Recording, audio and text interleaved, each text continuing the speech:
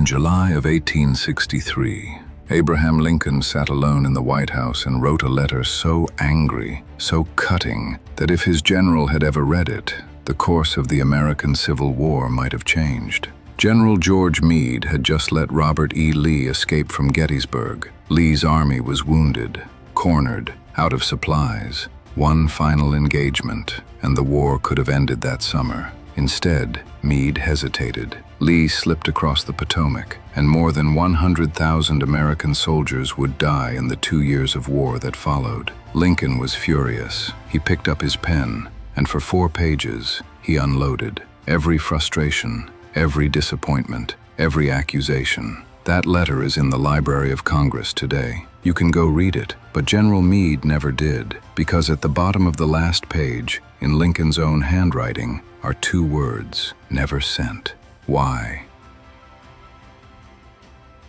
In the next 40 minutes, I'm going to answer that question, and the answer is going to quietly rewire the way you move through your life. Now look, I know what you've seen on YouTube. You've seen 100 videos on the power of silence, the art of ignoring. Machiavelli said this, Machiavelli said that. Cinematic music, a voice telling you your bleeding power. Drop "I am untouchable" in the comments, and I'm telling you right now, most of it is theater. Same 2 or 3 quotes recycled, same vague advice, no sources, no studies, no proof, just vibes dressed up as wisdom. That's not what this video is. I spent months on this one. I didn't just read The Prince. I read Marcus Aurelius's private journal, the one he wrote to himself during war, never meaning for anyone to see it. I read the 2003 UCLA Neuroscience paper that proved being ignored activates the same part of the brain as a broken bone.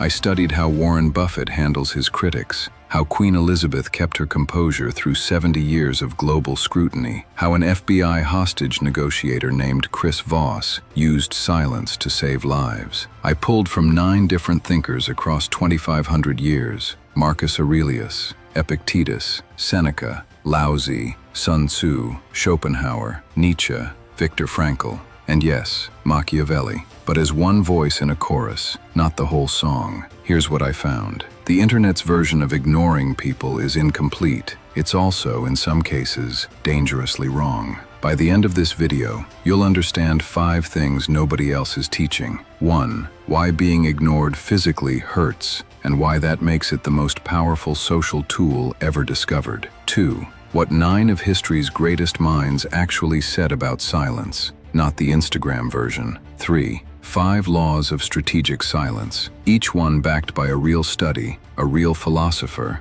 and a real story from someone whose name you already know. 4. The failure mode, the moment when ignoring people stops being power and starts being something much darker. Nobody online is telling you this part. And 5. The integration, how to walk back into the world after this video and actually live differently, not for a day, for good. If you're the kind of person who wants proof, not platitudes, stay with me. This is going to be different.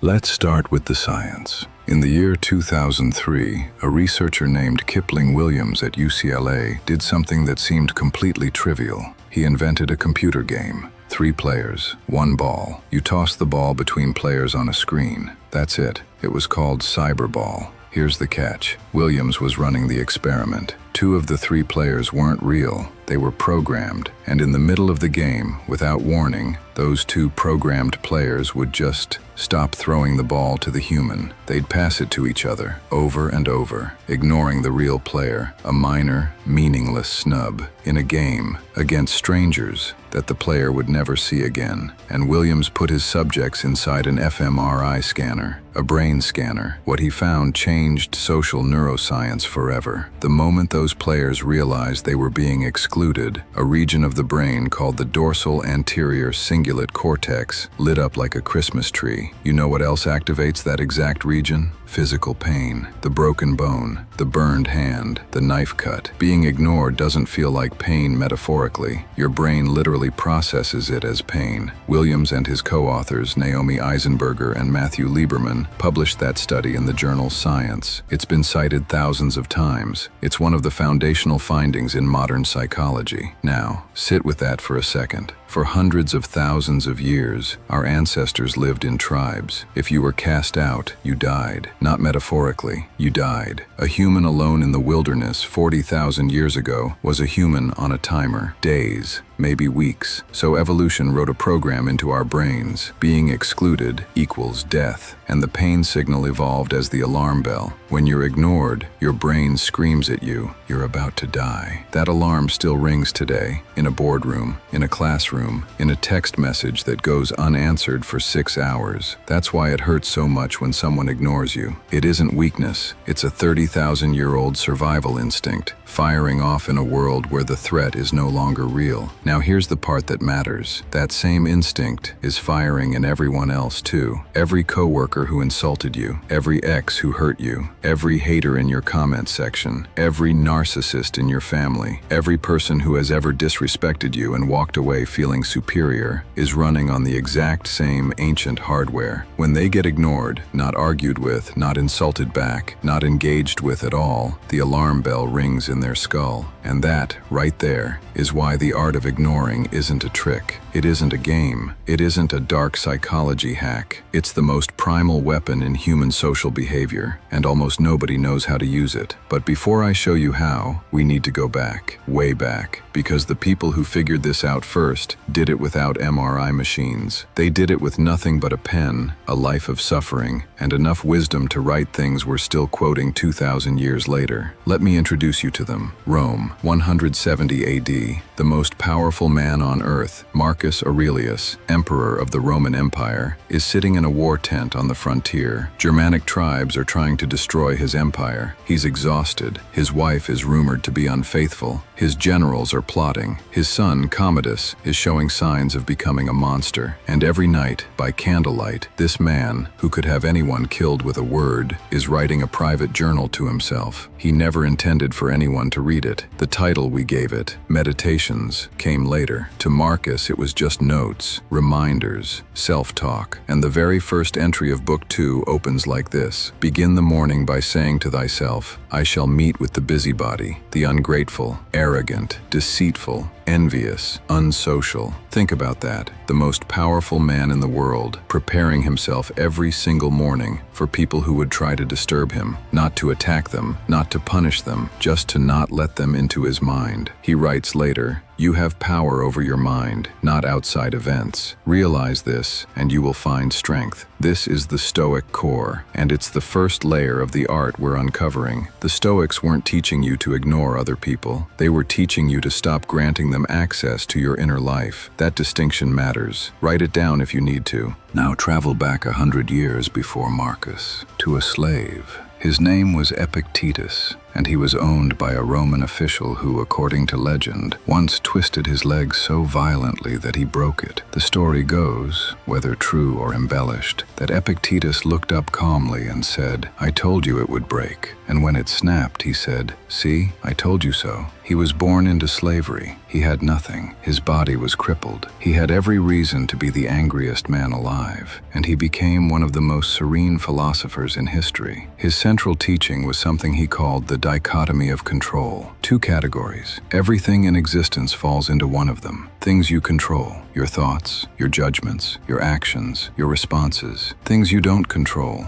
literally everything else. Other people's opinions, other people's behavior, the weather, your reputation, whether your texts get answered, whether the person who insulted you at work feels guilty about it. Epictetus said, and this is the line that should hit you like a hammer, we suffer not from events in our lives, but from our judgments about them. Someone insults you. The insult is the event. It happens. It exists. You can't control that. But your suffering, the 3 hours you spent that night rehearsing your comeback, the stomach ache the next morning, the damaged self-image, that's the judgment. That's you, authoring your own pain long after the event has ended. The person who insulted you, they slept fine. You kept them alive, inside your head. That is the trap Epictetus wanted you to see. And the only way out of the trap is to stop granting your attention to what you can't control. Epictetus's contemporary, a Roman senator named Seneca, added another dimension. Seneca was obsessed with time. He wrote, "It is not that we have a short time to live, but that we waste much of it." He watched his fellow Romans waste their lives on petty grievances, gossip, revenge, status games, and he said over and over, "The real question is not, how do I win this fight? The real question is, do I want to spend my life's currency on this at all? Every minute you spend arguing with a fool, rehearsing a comeback, obsessing over what someone said, planning revenge, is a minute subtracted from the finite amount of life you have. There's no refund on that. You can't earn it back." Seneca would say, "Ignore them not because they don't deserve a response. Ignore them because you don't deserve to be spending your life on them." Now travel east and back further. 6th century BC. An old librarian in ancient China, mounting a water buffalo to leave civilization forever, is supposedly asked by a gatekeeper to write down his wisdom before he disappears into the mountains. What he wrote became the Tao Te Ching. We don't know if Laozi was a real person or a composite of several thinkers. What we know is his central idea, a word, wu wei, often translated as effortless action or non-doing. But that translation misses it. Wu wei isn't doing nothing. It's the art of not forcing, letting the river flow around the stone instead of trying to dam the river with your bare hands. Laozi said, "The sage does nothing, and there is nothing left undone." What does that mean? It means, when you stop fighting every battle, you win the ones that matter. When you stop reacting to every provocations stop working on you. When you stop trying to control outcomes that aren't yours to control, the outcomes you can control become dramatically better. And around the same century, possibly the same decade, another Chinese thinker was writing about war. His name was Sun Tzu, and his book, The Art of War, contains a line that might be the most important sentence ever written about conflict. The supreme art of war is to subdue the enemy without fighting. Every fight you can win without engaging is a fight you've won perfectly. Every confrontation you avoid is a confrontation you've already prevailed in. Every comment you don't leave, every text you don't send, every argument you walk away from, those are victories. The loud, screaming, chest-puffing revenge fantasy, that's the low form of combat, the mark of an amateur. The mark of someone still playing a game somebody else designed. Skip forward 2,000 years to 19th century Germany. A miserable, brilliant, dog-loving misanthrope named Arthur Schopenhauer writes a parable about porcupines. On a cold winter night, a group of porcupines huddle together for warmth. But when they get close, their quills prick each other. They pull back and freeze. They move close again and prick each other again. They pull back and freeze. Schopenhauer said this is human social life. We need each other, but our needs wound each other. The wise man, he said, learns to generate his own warmth, so he can choose his distance from others freely, without the desperation of someone dying of cold. That's where it connects. If you're not emotionally self-sufficient, if you need other people's approval, attention, validation, you're the porcupine in the cold, willing to take any wound to get close to any warmth. You can't afford to ignore anyone. You need them too much. Freedom from this trap is what Schopenhauer called the ability to bear solitude, and what his successor Friedrich Nietzsche called, in his own harder language, the mark of a noble soul.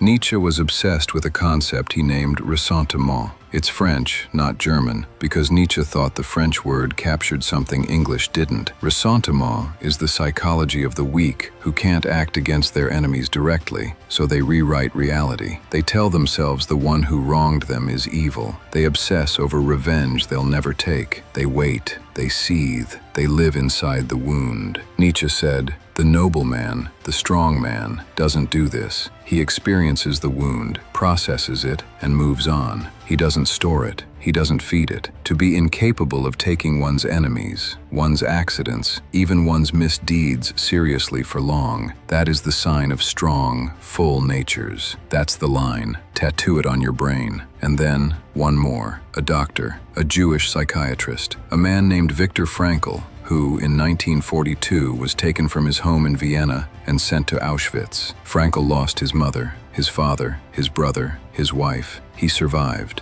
and in the years after, while most people were writing books about the horrors he'd witnessed, He wrote one quiet, luminous book called Man's Search for Meaning. In it, he put into words something that may be the single most important sentence in all of modern psychology. Between stimulus and response, there is a space. In that space is our power to choose our response. In our response lies our growth and our freedom. Read that again. Between stimulus and response, there is a space. Someone insults you. That's the stimulus. You scream back, or you walk away calmly. That's the response. In between, there's a space. Most people have no idea that space exists. They live like programmed machines. Stimulus, response, insult, retaliate, message, reply. They never find the space. The art of ignoring begins in that space. It begins the moment you realize you are not required to react. You are not obligated to respond. You have been handed, by life, the single most precious gift in the universe, the ability to pause, to choose, to author yourself. Frankl learned that in the worst environment a human has ever survived. If he could find the space inside a concentration camp, you can find it inside your group chat. So those are the voices: Marcus, Epictetus, Seneca, Laozi, Sun Tzu, Schopenhauer, Nietzsche, Frankl, and yes, Machiavelli, whose contribution we'll weave in next. 9 minds, 2.5 millennia, one shared insight. Now let's turn the insight into law. Your first task, before any strategy, before any tactic, is to notice something. There are 2 of you. One of you is the reactor, the one who hears the insult and flinches, the one who checks their phone and feels the sting, the one who sees the comment and feels the blood rise. The other of you is the watcher, the one who notices the reactor reacting. Most people go through their entire lives never distinguishing between the 2. They think the reactor is them, the watcher is you. The reactor is just a pattern the reactor runs. Here's the proof this works. During the 1997-98 NBA season, Michael Jordan, the greatest basketball player alive, was constantly under attack. Media, rivals, teammates. In the documentary The Last Dance, there's a now famous moment where Jordan is shown a clip of another player saying something vaguely disrespectful about him. He laughs. He says, "And I took that personally." But watch the whole documentary. Watch what he actually does with the slight. He doesn't scream. He doesn't tweet. He doesn't confront. He files it away and uses it as fuel for the next 6 months of preparation. That's the watcher at work. The reactor wants to fight back immediately. The watcher says, "Not now, not here. We'll use this." And 6 months later, Jordan would destroy that same player on the court, silently, with a jump shot. No words exchanged. There's a phrase Marcus Aurelius used over and over: the best revenge is not to be like them. When the reactor wants to retaliate, the watcher knows something deeper. That retaliation brings you down to their level. It makes you a mirror of them. It makes you the thing you claim to hate. The watcher chooses another way. Tactical application. Next time someone says something designed to wound you, do one thing. Name what happened inside you. I notice I'm feeling defensive. I notice I want to fight back. Just naming it creates Frankl's space, and in that space, you regain your freedom. Chris Voss spent 24 years as the lead international hostage negotiator for the FBI. He sat across from kidnappers, bank robbers, terrorists. He was the man on the phone when someone had a gun to a hostage's head. In his book, Never Split the Difference, Voss writes about a technique he used constantly. He calls it dynamic silence. Here's how it works. When a kidnapper would make a demand, $1 million, $2 million, a helicopter, the amateur move was to counter, negotiate, try to talk them down. Chris Voss would do something else. He'd repeat the last 3 words back to them. And then, this was the crucial part, he'd shut up. He'd wait. 4 seconds, 6 seconds, 8 seconds, 10. And in that silence, the kidnapper would start filling the space. Well, I guess we could discuss. I don't really want to hurt anyone. The kidnapper, the person supposedly in control, would negotiate against himself. Because silence is not empty. Silence is information. A negotiator's silence tells the other person, I have options. I'm not desperate. I can wait. And the person on the other end, who is often panicking internally, starts to unravel. Voss saved hundreds of lives with this technique. Now apply that to your life. Every time someone insults you, tests you, provokes you, they are making a demand for a reaction. a demand that you jump when they push the button, a demand that you play the game they've designed. When you respond instantly, angrily, defensively, you've paid the ransom. When you respond with silence, you've told them something devastating. I don't negotiate here. I have other options. I can wait longer than you can. The amateur talks first. The master waits. Machiavelli understood this. In The Prince, he writes that a ruler must be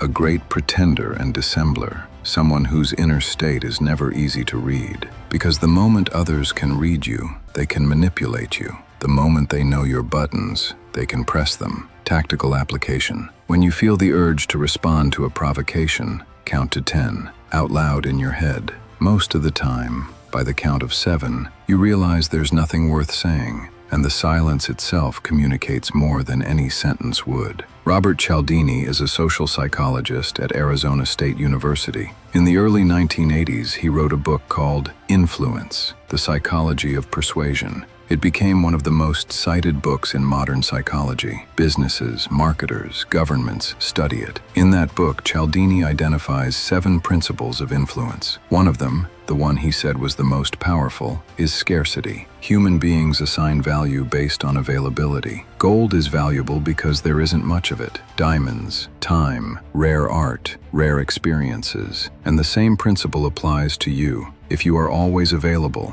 always in the group chat, always at every party, always replying within 30 seconds, always free when someone wants something, your value drops. Not because you're doing anything wrong, because you're violating the law of scarcity. Nobody values what's abundant. Compare that to someone like Naval Ravikant, tech investor, philosopher. If you've never heard of him, look him up. He rarely tweets. He almost never does interviews. When he does appear, people pay attention, because his appearances are rare. Naval once said, "If you want to be rich, work hard and be patient. If you want to be respected, be rare." Warren Buffett does the same thing. Buffett doesn't chase news cycles. He doesn't respond to every market panic or media attack. He writes 1 letter a year to his shareholders, 1, and the entire financial world reads it the day it comes out. He has made himself scarce, and in doing so, every word he does speak carries weight nobody else's words carry. Now listen carefully, because this is where people misunderstand. Scarcity is not about pretending to be busy. It's not about leaving someone on red for 3 days to manipulate them. That's a cheap imitation, and people can smell it.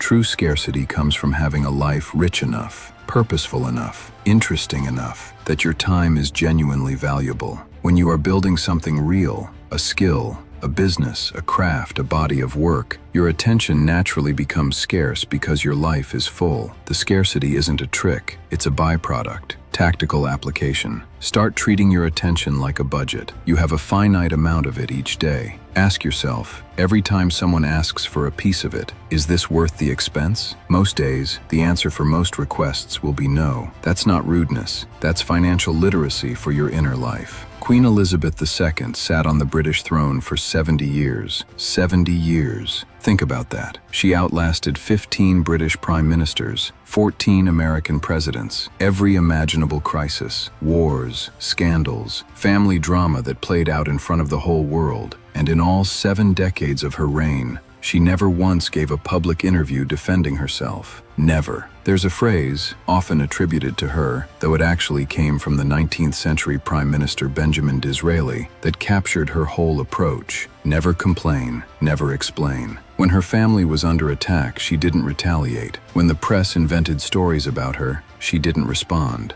When Princess Diana's death created a media firestorm, she waited, weighed, and then spoke once, carefully, and moved on. She outlived every critic. Think about that phrase. She outlived every critic. That's what the long game does. Time, applied patiently, is a weapon no insult can survive. Compare that to the screamer, the person who has to win every argument right now, the person who has to be the last voice in every comment thread, the person who has to clap back, expose, drag, destroy. That person is playing a short game, a one-round game. They win the exchange and lose the decade. They win the argument and lose the reputation. They win the fight and lose the friendship, the marriage, the career. Warren Buffett, same pattern. His critics wrote books saying he was washed up. It happened in the 1999 dot-com boom, When Buffett refused to invest in tech stocks, magazine covers mocked him. Analysts called him a dinosaur. He said nothing. 2 years later, the dot-com bubble collapsed. Trillions of dollars evaporated. Buffett's portfolio emerged stronger. He never clapped back. He didn't need to.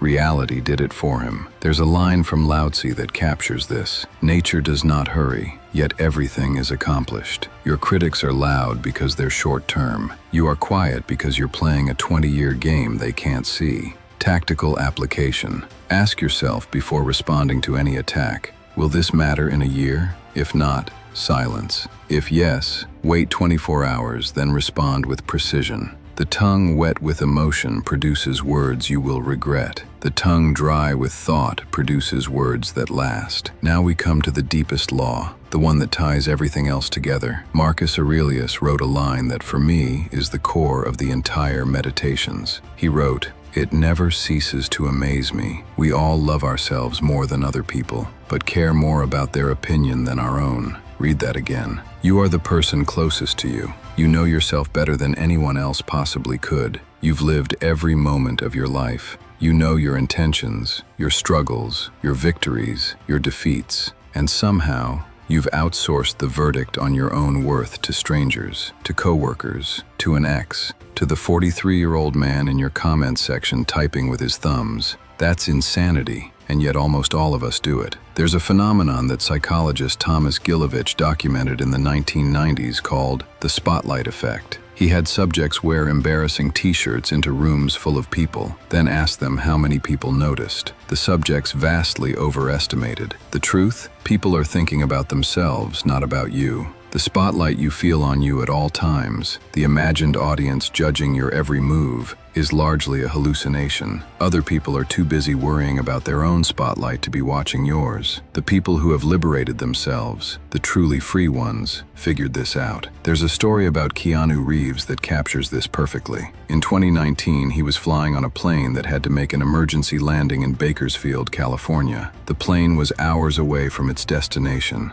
No other flights available. Most celebrities would have thrown a tantrum, demanded a private car, made a scene. Keanu didn't. He quietly got on a chartered bus with the other passengers, and for the next several hours, he kept them entertained, reading out local trivia about Bakersfield from his phone. No press release, no Instagram post. He didn't even tell anyone it happened. Another passenger recorded part of it on their phone, which is how the story got out. When a journalist later asked him about it, Keanu said something like, "It was a nice bus ride. We just did what had to be done." That's it. That's the whole quote. Keanu Reeves has been mocked online, dismissed by critics, called a bad actor, called worse things. He doesn't respond. He doesn't defend. He doesn't even seem to notice. He has his own verdict on who he is, and no outside voice gets to overwrite it. That is the deepest meaning of ignoring people. It isn't a tactic. It isn't strategic withdrawal. It's a philosophical position. I have done the work of knowing myself, and your opinion is a vote I didn't invite and don't count. Tactical application. Every night for 1 week, write down, in one sentence, what you thought of yourself that day. Not what others thought, not what you imagined they thought, what you thought. Reclaim the verdict. Most people have never done this in their entire adult lives. When you do, your center of gravity shifts from out there to in here. Now I have to tell you something that almost nobody else teaching this topic will tell you.